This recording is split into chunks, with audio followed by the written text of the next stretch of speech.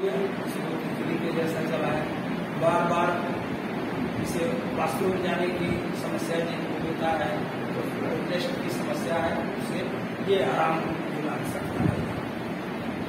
धीरे धीरे कोशिश करना है।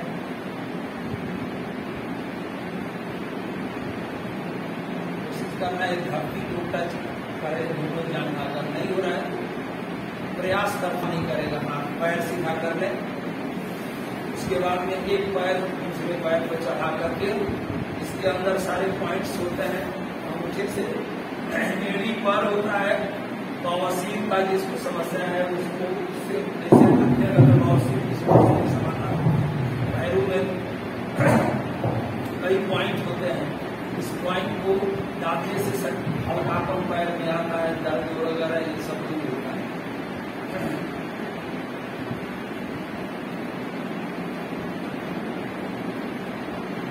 इसके बाद मालिश थोड़ा दिन करते हैं। सामान्य हो जाए सभी लोग, सिंहासन में बैठ जाएंगे। समय की एक सीमा है, हम सब अभी ज्यादातर इसमें आज जो आए हैं 30+40+ लोग हैं, तो ज्यादातर घुटने कमर और अन्य समस्याएं हैं। तो हम समस्याओं को पहले समझेंगे और फिर समस्या है तो समाधान भी है, तो हम क्या कर सकते हैं, कुछ बातें हम आपको बताने जा रहे हैं। तो सभी लोग आएंगे, सिंहासन में बैठ जाएंगे, एक बार हमारे साथ बैठे हम बोलेंगे और फिर हम अपनी बातों को स्टार्ट करेंगे। एक बार कमर गर्दन से भी आंखें बंद, मैं अपनी बात प्रारंभ करूं, इससे पहले खाएंगे और करते का परमेश्वर से शक्ति प्राप्त करें, ताकि हम सब जो भी सुने और ग्रहण करें और उसको आत्मसात कर पाए, ऐसा भाव और उनके घने के साथ बैठे।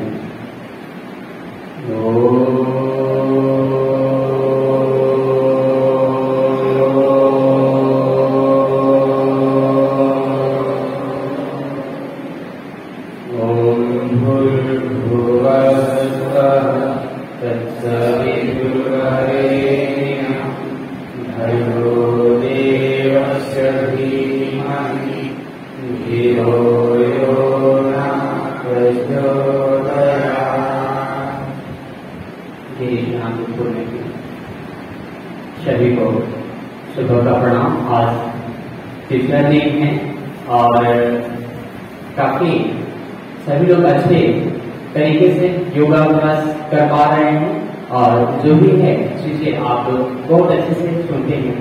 कल कितने लोगों ने एक्यूप्रेशर और मंत्र के लिया था, हाथ उठाएं। कल, हाँ कल 3 लोग, ऐसे 5 लोगों को यहाँ पर दिया गया था थेरेपी। तो कुछ आपको एक दिन में लग रहा है, हल्का फुल्का शरीर जो भी है, कुछ आराम लग रहा है ना? हाँ, तो ये जो चिकित्सा है हम इसके बारे में शाम को 3 बजे से लेकर के 6 बजे तक का जो टाइम है उसमें थेरेपी का भी रखेंगे और फिर कैसे काम करता है उसके बारे में हम बताएंगे। लेकिन आज हम आपको बताएंगे कि जो अर्थराइटिस पेन है, साटिका पेन है, कमर में दर्द है, उसके लिए क्या अभ्यास आप कर सकते हैं और ये चीजें हैं क्या। आजकल मान के चलिए हमें अर्थराइटिस है, हमें घुटने में दर्द हो रहा है, कमर में दर्द हो रहा है, तो क्यों हो रहा है इसको हमें समझना बहुत जरूरी है।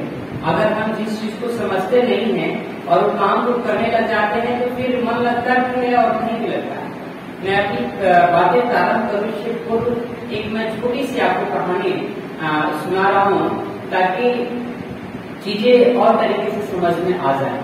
तो मैं अपनी बातें प्रारंभ करूँ कि अर्थराइटिस है क्या, क्यों होता है, इसके कारण क्या है, इसके लक्षण क्या है, साटिका क्या है, कमर दर्द क्या है, आदि आदि जो भी है।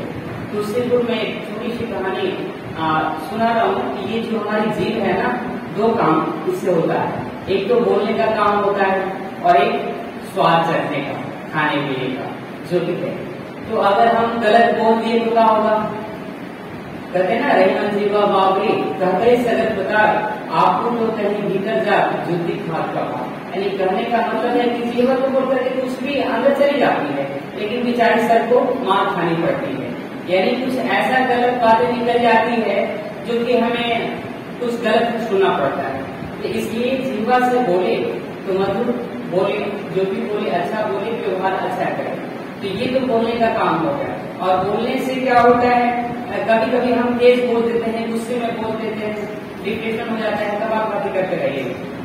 तो डिप्रेशन में मतलब चले जाते हैं, बीपी हाई हो जाता है। तो ये बोलने के कारण समस्या उत्पन्न होती है। और हम अगर गलत आहार विहार कर लिए तो शरीर रोगी हो जाता है, घुटने तक कमर दर्द हो जाती है। तो छोटी सी कहानी ये है कि एक सेठ जी, उस सेठ जी को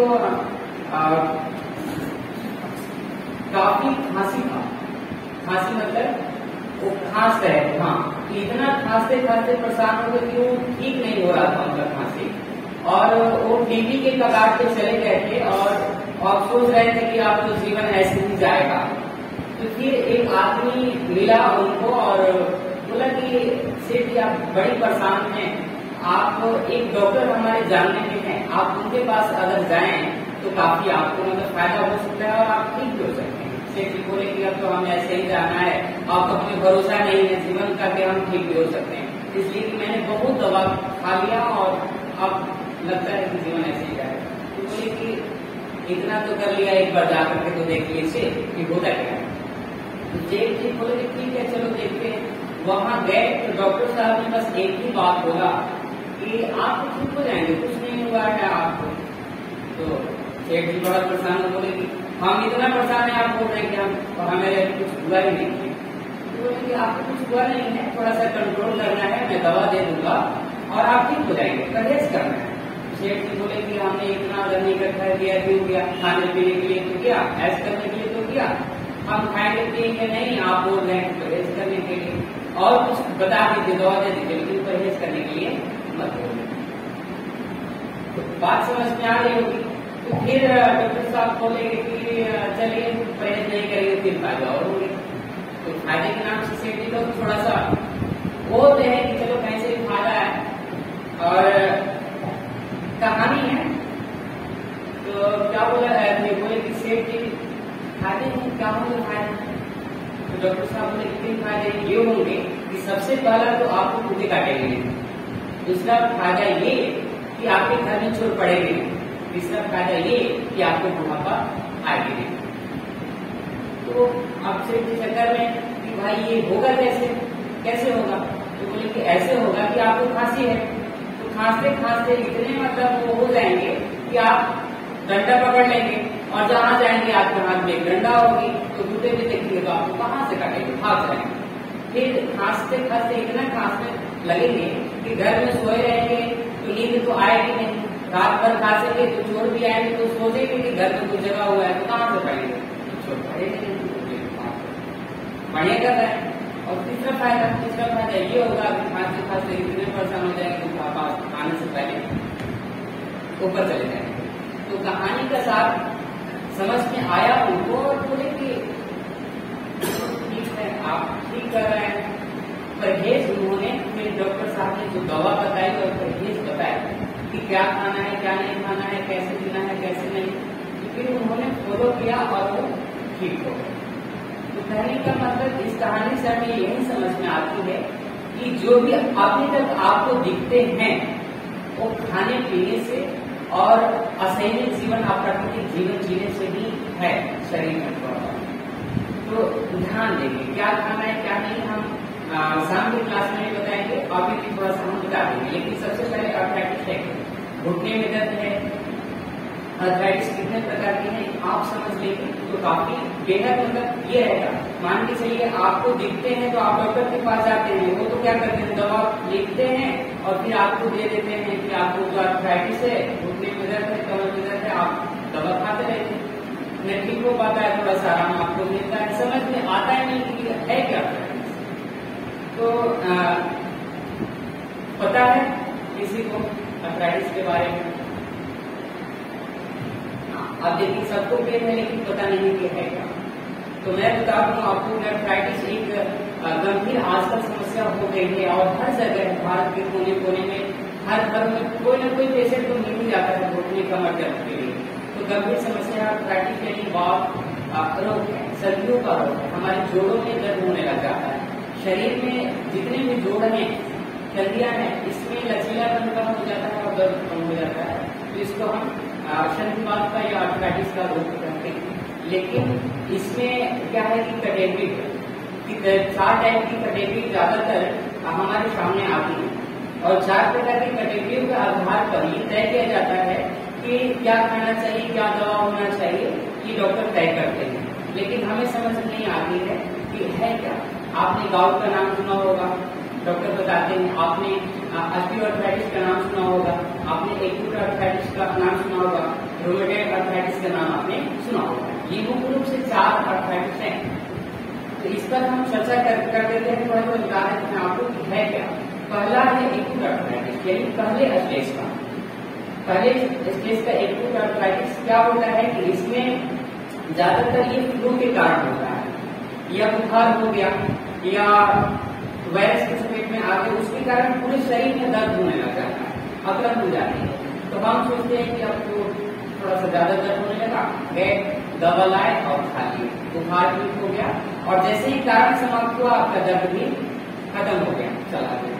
फिर आपने वही चीजें किया, 2 महीने 3 महीने बाद हुआ, और फिर आपने दवा लाया, फिर आपने खाया, और फिर हुआ, फिर कारण समाप्त हुआ, फिर दर्द आपका समाप्त हुआ। ऐसे ही 2-3 बार आपने किया, फिर आपको क्या हो गया, जीर्ण रोग, यानी फिर आपको बदल गया ऑस्टियोआर्थराइटिस में। ठीक है, तो ऑस्टियोआर्थराइटिस ज्यादातर 40 के बाद होता है। तो 40 के बाद होता है ऑस्टियोआर्थराइटिस, ज्यादातर इसमें घुटने में होते हैं, घुटने में दर्द होते हैं। और ये कारण क्या है इसका, ज्यादा वेट, जिनका भार ज्यादा होता है उनके घुटनों पे ज्यादा दबाव पड़ने के कारण हमारे जो घुटने की कार्टिलेज होता है घिस जाता है, उसमें घिसने के कारण गैप आ जाती है, और जिसके कारण दर्द होने लग जाता है। अनुलोम प्राणायाम ये आप कर सकते हैं। तो घिस जाता है, जिसके कारण दर्द उत्पन्न हो जाती है। तो ये, और फिर आप देखेंगे कि जरूरी नहीं है कि आपका शरीर का वेट ज्यादा है आपको ऑस्टियोआर्थराइटिस होता है। आप लोग का तो वेट ज्यादा नहीं है, लेकिन आपको तो घुटने का दर्द है ना, तो ऐसा नहीं है कि घुटना का दर्द ज्यादा वेट होने के कारण ही हो, और कारण भी हो सकते हैं। दवा आपने ज्यादा खाया, इसके कारण हो सकती है। आप ऑफिस में काम करते हैं और ज्यादातर बैठने का आपको काम है, तो फिर दर्द हो जाती है। तो अन्य समस्याओं के कारण भी दर्द उत्पन्न हो जाती है। फिर गलत खान पान आपने किया, उसके कारण भी आपको ये समस्या हो जाती है। तो ये ज्यादातर 40 के बाद होता है। घुटनों में दर्द हो जाएगा, सूजन हो जाएगा, लालीपन हो जाएगा, ये सब इसके लक्षण है। इसके बाद हम आते हैं गठिया, जिसे रूमेटॉइड आर्थराइटिस कहते हैं। गठियों में क्या होता है कि इसमें शरीर अकड़ जाता है, जो हमारी छोटी छोटी हड्डियां हैं ये सीधे होकर के ये मोटी नहीं है, शरीर में पूरा मतलब अकड़न आ जाती है, और काफी गंभीर समस्या ये क्रॉनिक डिसीज है, जो कि हमने क्या हुआ, बोलते हैं ऑस्टियोआर्थराइटिस हो गया तो हमने दवा लाना चालू कर दिया, पेन किलर खाना चालू कर दिया, और धीरे धीरे करके बहुत दिन तक सेवन किया, तो फिर यही बदल जाता है गठिया में, गठिया में बदल जाता है, और जिसके कारण हमें समस्या आ जाती है कि पैर मोड़ना नहीं, पैर मोड़ने में बड़ी परेशानी होती है, सीधा करने में परेशानी होती है, खड़े घूमने में परेशानी होती है, चलने में परेशानी होती है, कई बहुत सारी दिक्कतें होने लग जाती है। ये जो होता है गठिया ज्यादातर तीव्र दवाओं के प्रयोग के कारण होता है। अगर तीव्र दवा आप खाते हैं, ज्यादा दवा खाते हैं, और ज्यादा जैसे ज्यादा दवा खाते हैं और ज्यादा परेशान रहते हैं, तो मानसिक रूप से हम भी परेशान हो जाते हैं। अब आप करें तो क्या करें, जाए तो जाए कहाँ, तो परेशान हो जाते हैं, टेंशन हो जाता है, तनाव हो जाता है, जिसके कारण भी ये समस्या गठिया का हो जाता है। और लास्ट में हम आपको बताएं कि गाउट की समस्या ज्यादातर उन्हीं लोगों को होता है जो अपने भोजन में प्रोटीन की मात्रा ज्यादा लेते हैं। जैसे दूध से बनी हुई ज्यादा चीजें आप खाते हैं, पनीर वगैरह खाते हैं, और फिर मैदे की चीजें आप खाते हैं, तले भुने चीज आप खाते हैं, और फिर मांसाहार का ज्यादातर सेवन करते हैं। जिसके कारण गाउट की प्रॉब्लम हो जाती है। क्या होता है कि हम भोजन करते हैं तो उसके पाचन स्वरूप जो यूरिक एसिड नामक एक अम्ल होती है वो निकलती है, और क्या होता है कि गाउट में जो यूरिन के माध्यम से बाहर निकलना चाहिए शरीर से, वो अंदर ही इकट्ठा होने लग जाता है। इकट्ठा होने के कारण क्या होता है कि गाउट की प्रॉब्लम हो जाती है, घुटने में दर्द होने लग जाता है, एडियो में दर्द होने लग जाता है, सूजन हो जाता है, आदि आदि समस्या हो जाती है। तो ये गाउट की समस्या है। आपने क्यों होता है आप समझ गए। और ये 4 प्रकार की जो अर्थराइटिस है ज्यादातर इन्हीं पर चर्चा की जाती है। 2 के बारे में नहीं बताया जाता है, ज्यादातर कम बताया जाता है। जैसे आपका ये शुरुआत वाला एक्यूट अर्थराइटिस और गाउट के बारे में कम चर्चा होती है, लेकिन हार्ट और गठिया के बारे में समाज में ज्यादा चर्चा होती है और लोग का ज्यादा पेशेंट मतलब हर क्षेत्रों में पाए जाते हैं। तो ये तो सारी समस्याएं हो गई अर्थराइटिस की, है क्या आप समझ लीजिए कि है क्या, आपको क्यों होता है, कारण क्या है। तो असंयमित जीवन, अप्राकृतिक जीवन शैली। अगर आपका जीवन प्राकृतिक रहेगा, नेचुरल रहेगा, तो आपको प्रॉब्लम नहीं होगा। कहते हैं कि जीवन प्राकृतिक है, 5 तत्वों के माध्यम से बना है। शरीर में 5 तत्व है, अग्नि, वायु, जल, आकाश, पृथ्वी, ये सारे तत्व है। जो आप बाहर देखेंगे, बाहर अग्नि है, वायु है, आकाश है, जल है, धरती है, ये बाहर है, जो अंदर है। कहते हैं कि प्रकृति हमारी माता है। तो प्रकृति हमारी माता है, तो माता से अलग होकर के हम कैसे नहीं कर सकते, नहीं कर सकते ना। जैसे मान के चलिए उदाहरण के तौर पर मैं आपको बता दूं कि एक गैया है और एक बछिया है। गैया को आप यहाँ बांध दीजिए और बछिया को आप वहां बांध दीजिए। इधर गैया चिल्लाएगी, उधर बछिया चिल्लाएगी, ऐसा है कि नहीं, है ना। तो गैया इधर चिल्लाएगी, बछिया इधर चिल्लाएगी, जब तक से उसको आपस में मिलाने न दिया जाए। तो हमारा जीवन प्राकृतिक है और हम प्रकृति से जुड़े नहीं रहे और उसके विरुद्ध में कार्य करें तो हमें प्रकृति रोगी बनाएगी कि नहीं बनाएगी, बनाएगी ना। तो यही चीजें हम प्रकृति से हट गए हैं, हम भौतिकता के दौड़ में हैं और गलत आहार विहार, रहन सहन, खान-पान, बोलचाल की जो भाषा है अप्राकृतिक हो गई है। इसी के कारण हमारे जीवन में जितनी भी परेशानियां आई है वो हो गई है। हमें क्या खाना चाहिए, क्या नहीं खाना चाहिए, उसके कारण तकलीफें हमें आ गई हैं। तो खाने पीने का जो भी चीजें हैं मैं शाम को बताऊंगा, और जो भी क्लासेस लेना है वो लूंगा मैं शाम को। और फिर हाँ, एक्यूप्रेशर और नॉन के बारे में शाम को मैं बताऊंगा। अभी मैं जैसे अभी जो प्रॉब्लम है इसके अकॉर्डिंग आपको क्या एक्सरसाइज करनी है वो एक्सरसाइज करेंगे और प्राणायाम का क्रिया करेंगे, ठीक है। तो सभी लोग अपने पैरों को खोलिए, सभी लोग अपने पैरों को खोल लीजिए।